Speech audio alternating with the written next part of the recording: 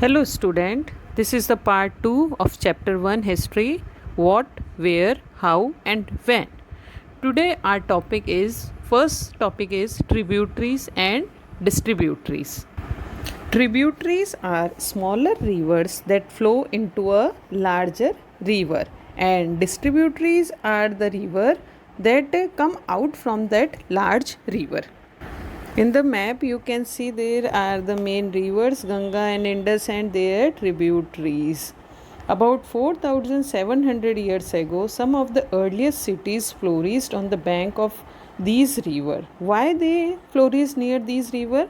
Because from the river we can get the water easily access of the water. All the civilization developed near the rivers. Near about 2500 years ago, cities developed on the bank of Ganga and its tributary and along the sea coast also. As you know, the Ganga and its tributary make the most fertile area of the India, that is called the northern plain. There are so many tributaries of the Ganga. For example, Ramganga, Gomti, Ghaggar, Gandak, Kosi, Son. So many are there. And in the ancient times, the area along these rivers to be south of the Ganga was known as Magda, and now it is lying in the present of the Bihar state. Its rulers were very powerful and set up a large kingdom, and kingdoms were set up in other parts of the country as well. So according to that, you could know about that whoever the kingdom or the region near the river, they are the most populated, and according to that population and according to the sources available there, these are the wealthy and the prosperous state. In the center of the Indian map, there is a river flowing that is called the Narmada. Narmada river generally divide the India country into two parts, the upper part and the lower part. And people who lived here, the bank of this river, several thousand years ago, they were the skilled gatherers. Gatherers means the person who were gathering or the collecting the forest product from the forest produce, and their livelihood depends on the forest products. After the development of the agriculture and all that near the river area, the agriculture is starting in the hilly area also. So some of the areas where women and men first began to grow crops such as wheat, barley about 8,000 years ago. With the agriculture, they were rearing animals also like sheep, goat, cattle, and they lived in the villages. People traveled from one part of the subcontinent to another. The hills and high mountains, including the Himalayas, deserts, rivers, and seas, made journey dangerous at times, but never impossible. So men and women moved in search of livelihood from forest to forest. They traveled in a large group of the people, and they were called the Karwas. Merchants traveled with karwas or ships carrying valuable goods from place to place, and religious teachers walked from village to village, town to town, stopping to offer instructions and advice on the way.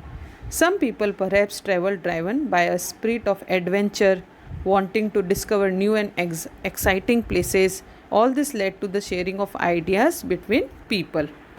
Now, student, we will discuss how our country got its name. Two of the words we often use for our country are India and Bharat. The word India comes from the Indus, called Sindhu in Sanskrit. As you know, Indus is a river.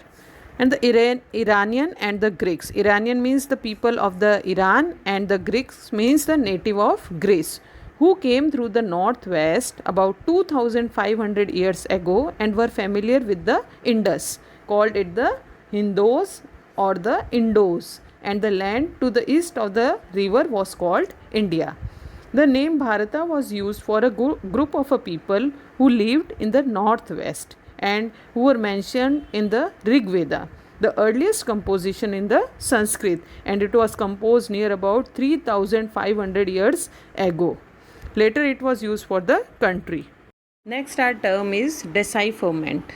As earlier I have explained you the inscription. What were the inscription? The writing engraved on the hard surface like walls, rocks, pillars, all that.